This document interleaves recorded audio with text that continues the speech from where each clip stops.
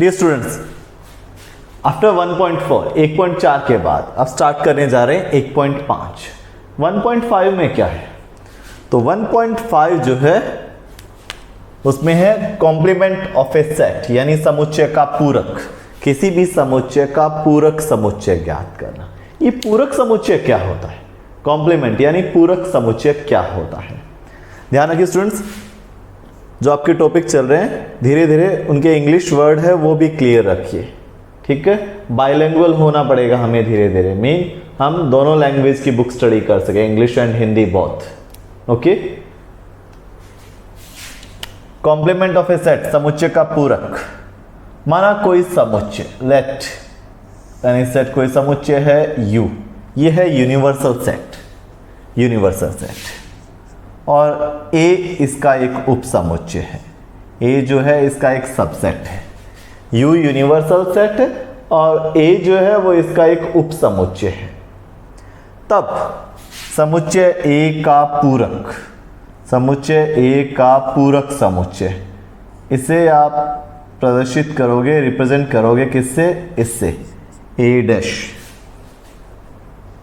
तो समुच्चय ए का पूरक समुच्चय क्या होता है? ये होता है यूनिवर्सल सेट माइनस ए, यानी कि यूनिवर्सल सेट में से ए के अवयव माइनस कर दो, जो रिजल्ट आएगा वो समुच्चय ए का पूरक समुच्चय होगा।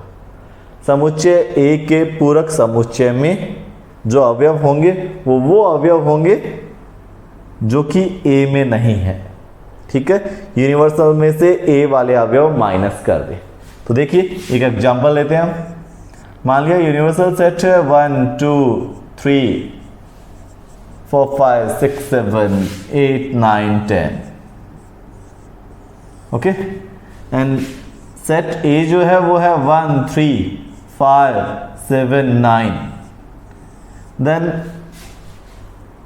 कॉम्प्लीमेंट ऑफ ए यानी समुच्चय ए का पूरक इज इक्वल टू होता है यूनिवर्सल सेट माइनस ए, ठीक है। यूनिवर्सल सेट में से a माइनस कर दो, मीन 1 to 10 में 1 3 5 7 9 जो है ये माइनस कर दो, 1 3 5 7 9 जो है ये माइनस कर दें।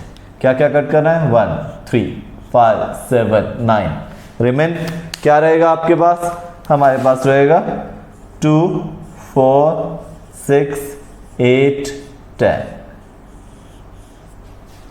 तो देखिए समुच्चय ए का पूरक समुच्चय कॉम्प्लीमेंट ऑफ ए, उसमें जो अवयव है ये वो अवयव है जो समुच्चय ए में नहीं है। मीन यूनिवर्सल में से ए वाले अवयव माइनस कर दिए, अदर जो रह गए वो सारे समुच्चय ए के पूरक में है। यानी समुच्चय ए और इसका पूरक समुच्चय ए डैश, ये दोनों मिलके एक तरह से क्या बना देते हैं? यूनिवर्सल, ठीक है। बिकॉज ए में जो अवयव है वो तो है, अदर जो रह गए यूनिवर्सल सेट के वो सारे ए डैश में आ जाएंगे। यानी ए और ए डैश दोनों मिलके क्या बना देंगे? यूनिवर्सल बना देंगे। तो समुच्चय ए का पूरक समुच्चय क्या होता है? लेट माना एक यूनिवर्सल सेट है ए, एक यूनिवर्सल सेट है सेट ए इसका एक सबसेट है, ए इसका एक सबसेट है। तब समुच्चय ए का पूरक समुच्चय उसे डिनोट करेंगे, प्रदर्शित करेंगे बाय ए डैश, ए डैश से। क्या होगा ये? यूनिवर्सल सेट माइनस ए। किसी भी समुच्चय का पूरक समुच्चय ज्ञात करना हो तो उस समुच्चय को यूनिवर्सल सेट में से माइनस कर दो, जो रिजल्ट आएगा वो उस सेट का कॉम्प्लीमेंट होगा, यानी उस समुच्चय का पूरक होगा। क्लियर? कॉम्प्लीमेंट ऑफ ए क्या होता है? अब कॉम्प्लीमेंट ऑफ ए पूरक समुच्चय के कुछ लॉ, कुछ नियम जो है वो हम डिस्कस करते हैं, ठीक है। कुछ इस पर रूल जो है वो डिस्कस करते हैं। फर्स्ट, सबसे पहले देखिए फर्स्ट रूल, इसका फर्स्ट लॉ जो है वो देखिए क्या है। इसको एज ए एग्जाम्पल हम यूज करेंगे, ठीक है। फर्स्ट लॉ जो है वो है ए और कॉम्प्लीमेंट ऑफ ए, इनका अगर यूनियन बनाएं तो क्या आता है? देखते हैं, इस एग्जांपल को लेते हैं। ए में एलिमेंट कौन से हैं? ए में एलिमेंट देखिए कौन से हैं, और ए डैश में एलिमेंट कौन से हैं। इनका यूनियन बनाइए, ए और ए डैश का यूनियन बनाते हैं। तो क्या मिला आपको 1 2 3 4 5 6 7 8 9 10, यानी ये तो क्या बन गया, यूनिवर्सल सेट बन गया। तो first rule, first law, first property इसकी है क्या, कोई भी सेट और उसका कॉम्प्लीमेंट, उनका अगर यूनियन बनाए तो रिजल्ट में आता है यूनिवर्सल सेट। ये मैंने आपको बताया था, ठीक है। ए सेट, सेट ए, इसके कॉम्प्लीमेंट में कौन से अवयव आएंगे, जो ए में नहीं है। यूनिवर्सल सेट के जितने भी अवयव है वो सारे कॉम्प्लीमेंट ऑफ ए में आ जाएंगे, ए वाले अवयवों को छोड़कर। कुछ अवयव तो ए में, जो रह गए वो सारे ए डैश में आ जाएंगे। मीन ए और ए डैश के अवयवों को अगर आप इकट्ठा कर दो, मीन इनका यूनियन बना दो, तो पूरा यूनिवर्सल सेट बन जाता है, कंप्लीट यूनिवर्सल सेट बन जाता है। फर्स्ट लॉ, फर्स्ट प्रॉपर्टी इसकी, a union a dash is equal to होता है universal set. Clear? Now second property, second rule एक तरह से नियम कह सकते हैं, इसके गुणधर्म कह सकते हैं आप।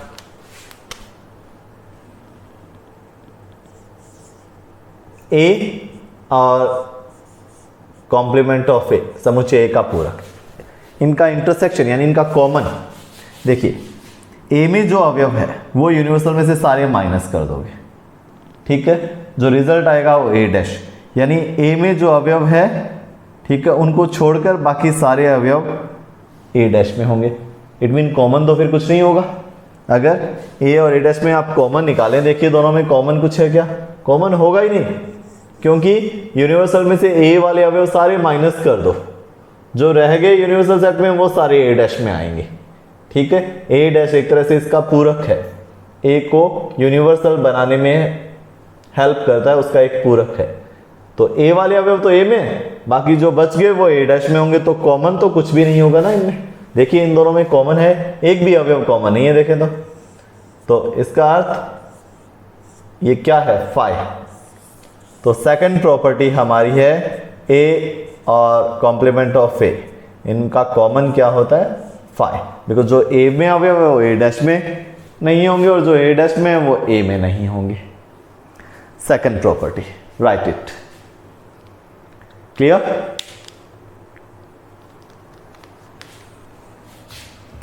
थर्ड प्रॉपर्टी, थर्ड प्रॉपर्टी देखिए हमारी क्या है, सेट ए का कॉम्प्लीमेंट यानी ए का पूरक, इसे डिनोट करते हैं, प्रदर्शित करते हैं, किससे प्रदर्शित करते हैं इसको, इसको हम प्रदर्शित करते हैं ए डैश से। अब ये ए डैश है, किसी भी सेट का कॉम्प्लीमेंट निकालना हो, पूरक निकालना हो, तो उसे यूनिवर्सल में से माइनस किया जाता है। इस सेट का कॉम्प्लीमेंट निकालिए, किसका, ए डैश का, इसका फिर कॉम्प्लीमेंट, यानी इस सेट का कॉम्प्लीमेंट निकाल रहे हो, जिस सेट का कॉम्प्लीमेंट यानी पूरक ज्ञात कर रहे हैं उसे यूनिवर्सल में से माइनस करते हैं। तो ये कॉम्प्लीमेंट किसका है, इस सेट का, अंदर वाले का कॉम्प्लीमेंट है, ठीक है। तो जिस सेट का कॉम्प्लीमेंट, देखिए यहां ए का कॉम्प्लीमेंट निकाल रहे थे, किसका निकाल रहे थे, ए का, तो यूनिवर्सल में से ए को माइनस किया। यहां किसका कॉम्प्लीमेंट निकाल रहे हैं, ए डैश का, तो यूनिवर्सल में से आप क्या माइनस कर दोगे, ए डैश माइनस कर देंगे। अब देखिए यूनिवर्सल में से ए डैश माइनस कर दोगे तो जो रिजल्ट है वो क्या होगा, यूनिवर्सल में से अगर आप ए डैश माइनस करें, ये ए डैश के एलिमेंट है, ये यूनिवर्सल है, 1 to 10 में ये माइनस करें तो आपके पास आएगा 1 3 5 7 9, यानी ये तो वापस क्या आ गया, ए, यानी कि इससे प्रूव होता है थर्ड प्रॉपर्टी आपकी। थर्ड प्रॉपर्टी क्या है आपकी, थर्ड प्रॉपर्टी ये है कि डबल कॉम्प्लीमेंट, द्विपूरक, ठीक है, करें तो वापस ए आ जाता है, ठीक है। ए का कॉम्प्लीमेंट यूनिवर्सल में से ए माइनस कर दिया, अब a complement of a dash का फिर कॉम्प्लीमेंट, ठीक है, यूनिवर्सल में से ए डैश माइनस कर दें तो वापस ए वाले एलिमेंट आ जाएंगे।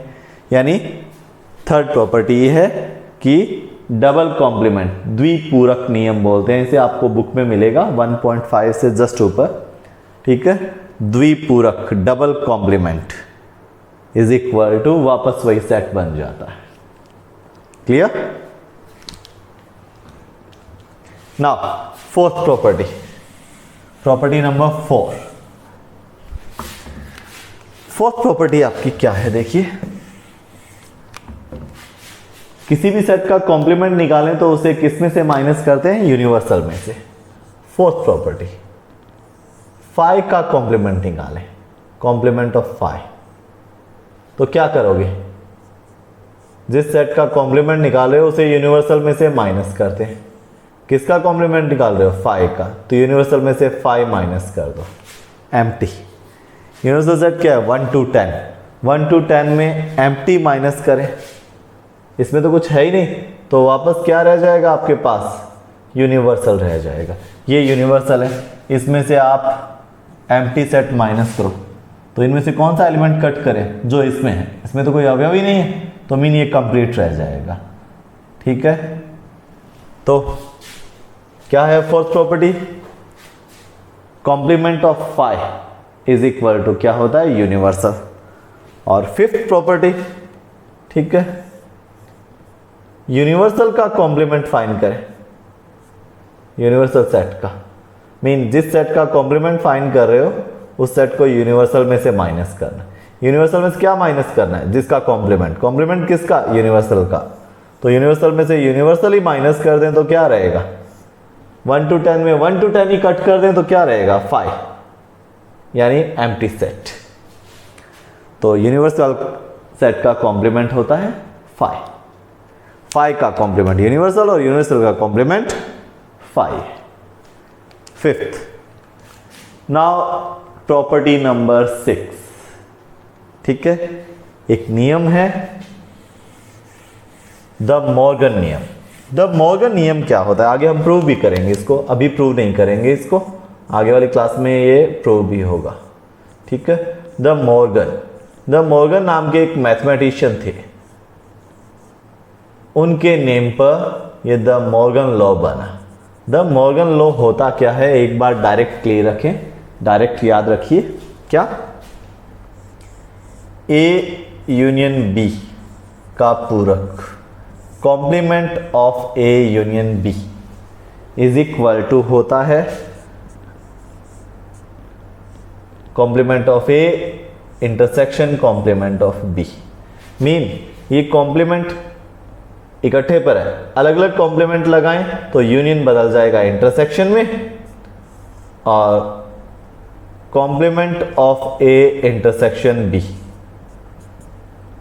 इज इक्वल टू अलग अलग कॉम्प्लीमेंट लगाएं तो इंटरसेक्शन बदल जाएगा किसमें? यूनियन में। ठीक है, इसको बोलते हैं द मॉर्गन लॉ। एक द मॉर्गन नाम के मैथमेटिशियन थे, उनके नेम पर है ये। हम प्रूव भी करेंगे, इसको सिद्ध भी करेंगे कि कैसे हुआ। ये 1.5 में बहुत से क्वेश्चन में आएगा, आगे हम सिद्ध करेंगे इसको। अभी तो एक बार डायरेक्ट याद कैसे रखना है? कैसे याद रखना है? ए यूनियन बी का whole complement is equal to, अगर कॉम्प्लीमेंट अलग अलग लगाए इन पर तो यूनियन बदल जाएगा इंटरसेक्शन में, और इंटरसेक्शन बदल जाता है यूनियन में। ये 6th प्रॉपर्टी ऑफ कॉम्प्लीमेंट। तो आज हमने देखा कॉम्प्लीमेंट ऑफ ए सेट क्या होता है। मीन किसी सेट का पूरक, उसके नियम देखे हैं, आगे स्टार्ट करेंगे इसके क्वेश्चन।